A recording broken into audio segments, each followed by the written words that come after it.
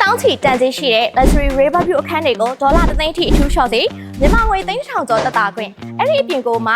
9,000ကျော်ရဲနဲ့2ဘန်ရုံတွေကိုစတင်ပိုင်ဆိုင်နိုင်မယ်ဆိုရင်ရော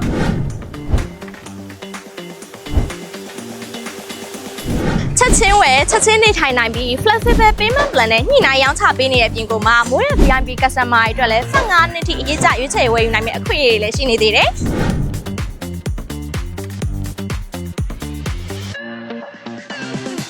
အလားလာကောင်းတဲ့ယင်းနှိမ့်ညွန့်နယ်မှုအနေနဲ့အနာဂတ်မှာတပည့်အိမ်ခန်းရချင်တဲ့ condo investor တွေအတွက်3နှစ်ထိအတိုးမဲ့အရေးကြရွေးချယ်ဝယ်ယူထားနိုင်မယ့် Crown Tower အရောင်းပုံပဲလည်းရှိတယ်။1 ဘန်ရုံကို3,200ကျော်2ဘန်ရုံကို3,400ကျော်နဲ့3ဘန်ရုံကို3,800ကျော်4ဘန်ရုံကိုတော့3,900ကျော်ရဲနဲ့ရောင်းချပေးနေတာနော်။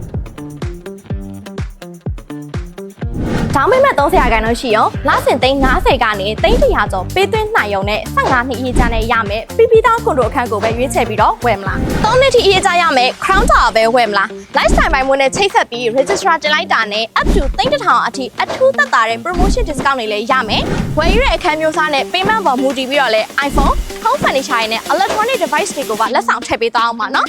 ဒေါ်လာ1သိန်းအထိအထူးလျှော့ဈေး discountဒီလိုအခွင့်အရေးမျိုးကလူတိုင်းတွေလည်းရမှာမဟုတ်ဘူးเนาะအခုပဲ VIP hotline ဖုန်းနံပါတ်လေးကိုဆက်သွယ်ပြီး registrar တင်မဲ့ပထမအဦးဆုံး customer 9ဦးအတွက်သာလျှင်ဒီအခွင့်အရေးကရှိနေမှာဖြစ်လို့အခုပဲ VIP hotline ဖုန်းနံပါတ်လေးကိုဆက်သွယ်လိုက်တော့เนาะ